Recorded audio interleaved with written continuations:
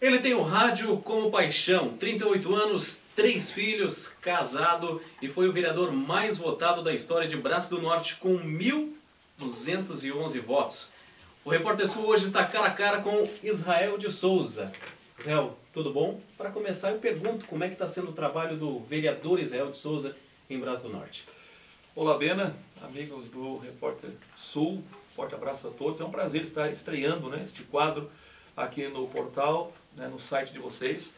E dizer que este 1 ano e 2 meses que nós estamos como vereador em Braço do Norte, meu primeiro mandato como vereador, fechamos um ano agora, no final de dezembro, iniciando o segundo ano agora, e estamos dando aí o máximo, trabalhando muito. O ano passado nós apresentamos na Câmara de Vereadores mais de 200 proposições. Proposição é o conjunto de projetos, requerimentos, projetos de emenda. Então o conjunto foram mais de 200 que eu apresentei durante o ano passado. E os recursos que nós conseguimos como vereador, através dos deputados, foram mais de 3 milhões de reais. Uma avaliação breve, Bena, eu considero que foi de razoável para bom, por ser o primeiro ano, o Brasil está saindo de uma crise, então eu acho que foi de razoável para bom o nosso trabalho. Precisamos aprimorar algumas situações, conseguimos emplacar projetos importantes. Por exemplo, reduzimos, através de um projeto de minha autoria, o recesso dos vereadores, criamos... Esse projeto, Israel, que não foi aprovado na sua... Na essência, na sua não. Essência, Não foi aprovado na essência. Eu queria cortar metade do recesso, que é a famosa as férias dos vereadores. Braço do Norte, quando eu entrei, fiquei assustado. Um vereador tem, de acordo com o regimento interno, 3 meses de recesso por ano. Então, se você fizer 4 anos, 3 meses por ano, são 12 meses. Então, você trabalha 3 anos e 1 ano você fica de férias. E aí eu entrei com um projeto para deixar o nosso recesso idêntico ao recesso da Câmara dos Deputados em Brasília, da Assembleia Legislativa. Aí ficou 4 meses parado. Aí outros colegas vereadores apresentaram uma emenda em cima do meu projeto e acabaram reduzindo apenas 15 dias. Então, foi aprovado, de 90 passou para 75 dias. Que não é algo significativo, mas já é um começo. Já é um começo. Eu considero que foi um passo importante, viu, Pena? Israel, e como está a vida do comunicador Israel de Souza, há 22 anos, na latinha, digamos assim, vários amigos nossos do rádio chamam assim, da latinha, como está o trabalho do comunicador Israel de Souza? Pena, são 22 anos de rádio, 22 anos de profissão e 1 ano e 2 meses de vereador. Eu confesso que nos primeiros meses eu tive um pouco de dificuldade para separar. Porque você é um profissional, eu sou um profissional do rádio, então a gente não pode misturar. Lá no rádio é o Israel, o jornalista, o radialista, eu entrevisto o prefeito, que politicamente é meu adversário, politicamente estamos em partidos opostos, mas lá no rádio eu tenho que ser o profissional Israel.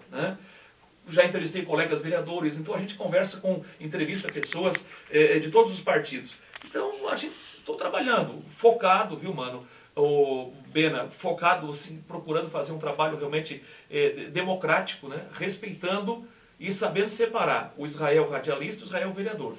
E o Israel vai conseguir conciliar por muito tempo as duas funções, o político e o radialista? É difícil. Quer dizer para você que é muito difícil, a correria é grande, porque às vezes a gente tem que sair para viajar, para ir a Florianópolis, e reuniões, e você tem lá o horário para cumprir na emissora.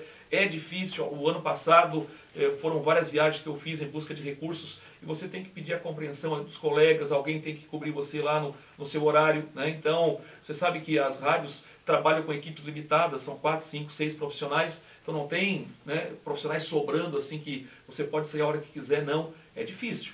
Por enquanto eu estou conseguindo levar, mas é complicado. Israel, são 22 anos de rádio. Você utilizou de alguma forma premeditada o rádio para chegar na política ou uma coisa não tem nada a ver com a outra? Essa pergunta é interessante, viu, Bena? Eu iniciei no rádio em 1996 e eu comecei ao lado de um radialista e político, Gelson Luiz Padilha, que foi vereador, foi secretário regional, candidato a deputado, foi prefeito em toda a região de Orleans. Eu comecei com o Padilha. Eu confesso que na política quem me inspirou foi o Padilha. Então, quando eu entrei no rádio em 96, trabalhei 2 anos em Orleans, depois em 98 fui para o Braço do Norte e logo em seguida fui candidato. Mas eu acho que você que está no rádio, você está muito exposto. E eu sempre procurei usar o rádio para o bem, para ajudar a comunidade. E isso, querendo ou não, isso vai te projetando para o mundo político. Nem todo radialista gosta da política, de estar participando. E me despertou aquilo, sabe, Bena? Não que eu usei o rádio para a política, mas desde o princípio, quando eu fui para o rádio, eu sempre me dediquei mais ao jornalismo. E isso foi me aproximando da comunidade, muitas campanhas sociais, levantava bandeiras. Querendo ou não, a gente foi se projetando, foi se aproximando da comunidade, até que em 2000 fui candidato a vereador. Na época eu com 19 anos, naquela eleição teve 76 candidatos em Braço do Norte. O vice-prefeito de Braço do Norte hoje, Ronaldo Fornaza, também foi candidato a vereador naquele mandato. Ele também é muito jovem, não se elegeu. Eu não me elegi, ele não se elegeu. Depois eu me afastei, fiquei 16 anos fora da política, completamente fora da política. E o Ronaldo seguiu, foi vereador 2 mandatos, agora é vice-prefeito da cidade. Então, querendo ou não, logicamente, uma coisa está casada com a outra. Mas não que o rádio como para você... Utilizou de segundas intenções. Justamente. Não, isso aconteceu naturalmente. O nosso trabalho do dia a dia que proporcionou esse momento. Pois é, no último pleito eleitoral nós tivemos uma eleição atípica em Braço do Norte. Um político, digamos, muito conhecido, já com 2 ou 3 mandatos, o Ademir Matos em Braço do Norte, e veio um jovem garoto, o Roberto Kirter Marcelino, com aquela diferença enorme que pegou muita gente de surpresa. Nesses pouco mais de um ano, com a sua avaliação como vereador Israel de Souza com relação à administração do Roberto Kirter Marcelino? Bena, uma avaliação bem técnica, bem fria, sem deixar a paixão partidária aflorar nesse momento. Se a gente observar um pouquinho, né, olhar, hoje aproximadamente 40% da equipe do prefeito Beto são as pessoas que estavam com o ex-prefeito Ademir Matos. O próprio Beto, né, o prefeito do Braço Norte, fez parte, há uns anos atrás, da JPMDB, ele veio, né, do PMDB, que é o partido que eu pertenço hoje. E se você olhar os secretários, vários secretários que hoje estão lá ocupando suas funções, ocuparam também na época do prefeito Ademir Matos. O que eu digo assim, ó, o Brasil está vivendo um momento de mudança, aquele ar da mudança devido às corrupções, estamos vendo aí, deputado preso, ministros presos. Então veio uma onda, veio um vento da mudança em todo o Brasil, o Bena, e acabou vindo para os municípios. E claro, o Ademir Matos fez uma grande gestão, ao meu ver, fez uma grande gestão como prefeito, obras importantíssimas, só que o povo queria mudança, o povo queria mudar. O Beto, um garoto jovem, tinha sido vereador, secretário regional, se destacou como secretário, veio, emplacou, caiu nas graças, né, da juventude, da população e se elegeu uma grande margem de votos. Israel, nós temos hoje em Braço do Norte um grande problema. Tivemos nas últimas semanas aí as chuvas. Questão de meia hora, choveu uma certa quantidade, alagou várias ruas. De quem é a culpa e o que fazer para resolver? Se você for observar, Bena, ao meu ver, 50% da culpa, da responsabilidade é do próprio poder público, dos prefeitos que passaram não fizeram nada, e a outra metade da própria população. Por que eu digo isso? Braço do Norte, uns 40, 50 anos atrás, não tinha problemas. Por quê? Tinha o córrego, era pasto, algumas poucas casas, quando chovia a água escorria para os lados, tranquilo. Com o tempo ia vazando para o rio Braço do Norte. A cidade foi crescendo. E toda a margem do córrego do rio Santo Augusto foi sendo invadida, foi sendo construída. Tem empresas, tem casas, tem prédios, e só ficou um pequeno canal, de mais ou menos 1 metro cúbico, 1 por 1, apenas isso. E quando chove, a água vai para onde? Não tem para onde ir, acaba alagando. Então, eu culpo em partes a população, que foi invadindo, e a prefeitura, os prefeitos que passaram ao longo dos anos, que deixaram a coisa acontecer, que não fiscalizaram, que não chegaram e disseram, não, aqui você não pode construir. Então os prefeitos que passaram, não digo agora os atuais gestores, mas isso vem de 40, 50 anos atrás. Então, se for Zé, aponte um culpado, os gestores, nos prefeitos e a própria população, né, que até hoje continua pecando, que apesar do córrego ter pouca vazão, continuam jogando lixo no córrego. A prefeitura faz em média 1 vez por ano uma limpeza, tem sofá, tem cadeira, tem colchão, pneu e tantos outros objetos que a população joga no rio. Então isso é lamentável. Mas uma solução, tem como apontar? Tem, é complexo. Estivemos há 15 dias atrás em Florianópolis eu e meus colegas vereadores de bancada, o Beto, a patroa, a dona Nina, nós tivemos uma reunião com o Carlos Chiodini, que é deputado estadual, jovem, tem 35 anos, deputado pelo 3º mandato, lá da região de Jaraguá, Brusque. Ele, além de deputado, ele é secretário estadual de Desenvolvimento Econômico Sustentável. Defesa Civil, Fátima, vários órgãos do Estado são ligados à secretaria dele. Fomos em busca de ajuda, viu, Bena? E chegando lá, para nossa alegria, para nossa sorte, nós nos deparamos com quem? O senhor Rampel. O Rampel, ele é o coordenador nacional da Defesa Civil. É catarinense, é de Lages, é um cidadão assim, que nos atendeu muito bem e ele deu as coordenadas. Israel, você como vereador, encaminhe um projeto pela Câmara, acione o Chiodini, peça auxílio, peça que o Chiodini seja a ponte com Brasília. E foi isso que nós fizemos.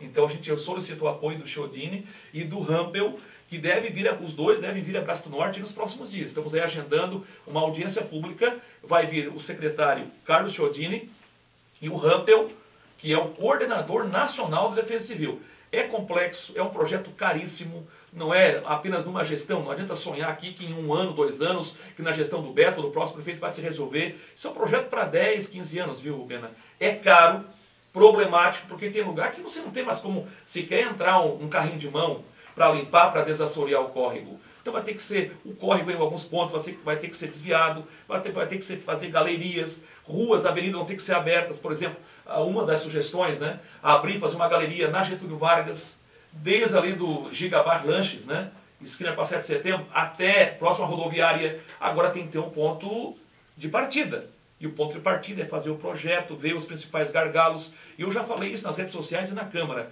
Eu não quero esperar o meu mandato passar e sem fazer nada. Eu quero fazer alguma coisa. Eu não posso mais, a cada chuva, a cada verão, ver as pessoas perdendo móveis, casa. Agora teve um bairro, ali em Braço do Norte, cerca de 10 casas ficaram uma semana debaixo d'água, que trancou uma tubulação, não dava vazão. Então não dá mais para aceitar, Bena. E eu não quero deixar o meu mandato de vereador passar sem pelo menos ter tentado, né, fazer alguma coisa.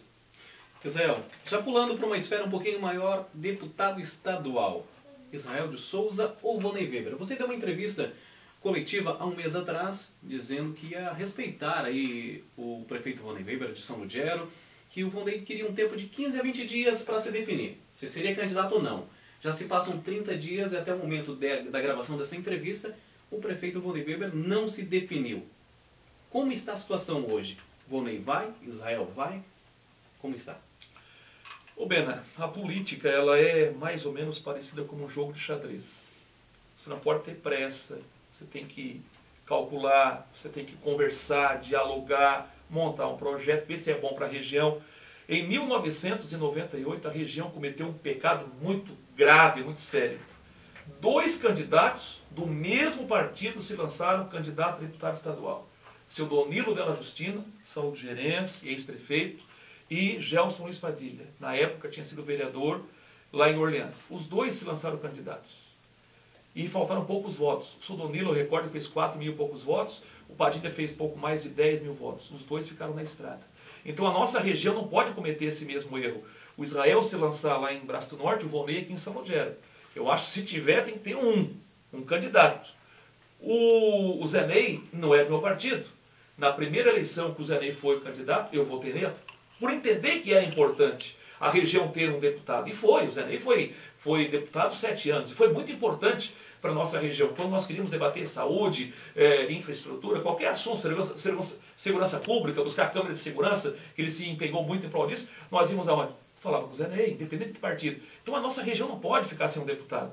E eu, ano passado, a pedido do próprio partido em Braço do Norte, PMDB, me lançou como pré-candidato a deputado estadual, e a coisa foi crescendo na região toda. Só que daí, por outro lado, o Vonei também se mostrou interessado, né, em ser candidato. Tive uma conversa com o Vonei, eu sempre falei que eu vou respeitar o Vonei pela história do Vonei. Eu sou vereador, estou no meu primeiro mandato. O Vonei já foi vereador e prefeito pelo 2º mandato. Então ele é do meu partido, PMDB. Então não posso jamais querer passar por cima, né, do Vonei, respeitar a história dele. Né? Ele é o atual prefeito de São Lugero, então estamos usando esse tempo. Ele pediu uns 15, 20 dias. Claro que ele tem até o dia 7 de abril ainda. Né? Dia 7 de abril, dia 8, por exemplo, ele já vai, se ele for candidato mesmo, dia 8 ele já tem que estar fora da prefeitura. Então dia 7 ele tem que renunciar, dia 8 o prefeito de São Lugero é o Iba. Então vamos aguardar, vamos dar tempo ao tempo, vamos dialogar até lá, vamos conversar muito até lá, mas volto a dizer, a nossa região, a região do Vale, não pode ficar sem candidato. Pegando esse gancho, Zé, você vem, desde quando você lançou, primeiramente, começou a trabalhar seu nome para deputado, você vem pregando que precisa, a região precisa, a todo custo, ter um representante, independente de partido. Caso o Israel de Souza não seja o candidato da nossa região, o Israel de Souza vai apoiar um candidato da região? Isso é certo ou não? Bena, eu defendo uma candidatura local. O prefeito Volney Weber, se não for candidato, ele tem um compromisso com o deputado Manuel Mota. Se o Israel não for candidato, eu tenho um compromisso ou um pré-compromisso com o deputado Vampiro. Agora, temos que dialogar. Isso eu falei para o Volney. Nós temos que sentar e dialogar. Temos que sentar e conversar. Nós não chegamos, nós conversamos, eu e o Volney conversamos por um longo período, só que nós não chegamos nesse ponto. Volney, se você for, você vai dar... Ele vai ter que ouvir Braço do Norte, ele vai ter que ouvir a região. Se eu for o candidato, se eu me eleger, eu tenho que ouvir São Ludgero, eu tenho que dar suporte para São Ludgero. Então, vai ser uma outra etapa, viu, Bena? Eu sei que o Volney é muito amigo do Manuel Mota, há um compromisso, o Volney já disse isso na imprensa, que tem um compromisso. Talvez, se ele não for um dos motivos, esse compromisso que ele tem com o Mota. E eu tenho um pré-compromisso com o Vampiro. Por conta do quê? De verbas que nós conseguimos. Né? De verba que o Mota mandou para cá e de verbas que eu consegui com o deputado Vampiro para pavimentação de rua, para compra de ambulância. Então, defendo uma candidatura local. Se não for Israel, pode ser outro candidato. Eu posso apoiar o Volney? Claro que eu posso. Agora temos que sentar. Né? PMDB de Braço do Norte, as lideranças, os vereadores, sentar com o prefeito Volney, com os líderes do PMDB de São Ludgero, amadurecer a ideia, saber qual é o projeto, qual é a intenção e vamos para a luta. Eu acho que há possibilidade sim. Agora é uma questão de nós sentar e dialogar. Zé, nesse cenário pré-político, nós tivemos algumas decisões, e a que mais impactou nas últimas semanas foi a do governador Eduardo Pinho Moreira de desativar algumas ADRs da nossa região, inclusive de Braço do Norte. E qual a sua opinião com relação a isso? Bem, eu lembro quando o senador, o saudoso senador e ex-governador Luiz Henrique da Silveira criou as Secretarias de Desenvolvimento Regional, hoje as ADRs, né? Inclusive eles têm em São Ludgero, numa festa, num evento aqui no Salão Paroquial, e eu tive a honra de conversar com ele por mais de uma hora, entrevistar ele numa emissora que eu trabalhava na época. As ADRs, né, hoje, elas foram criadas pelo ex-governador Luiz Henrique com uma finalidade. Elas tinham orçamento, elas tinham poder de ação. O vereador, o prefeito, o secretário não ia em Florianópolis pedir recurso. Ele tinha que ir na secretaria. Eu vou usar aqui um papel seu aqui, se você me der licença. Por exemplo, tinha reunião do conselho, uma vez por mês, levava-se os assuntos, 1, 2 projetos, por exemplo, São Ludgero levava 1 ou 2, Tubarão, Braço do Norte, na época só tinha a Secretaria de Tubarão. E lá era debatido o que é mais importante. São Ludgero quer uma creche e quer uma ponte. Não, mas espera aí. O que é o mais importante nesse momento? É a ponte? É a ponte. Então vai ser aprovada a ponte. Depois, para não criar aquele mal-estar entre os prefeitos, todos os projetos que iam para a Secretaria Regional eram aprovados. Só que daí não tinha dinheiro para atender tudo aquilo. Aí os prefeitos tinham que pegar o projeto aprovado no conselho e botar debaixo do braço e ir para Florianópolis. Então, com o passar do tempo, as secretarias foram perdendo poder. Foram perdendo orçamento, não tinham mais poder de fogo e foi perdendo o sentido, o objetivo delas. Elas estavam enfraquecidas, temos que ser sinceros, Bena. Nós tínhamos 36.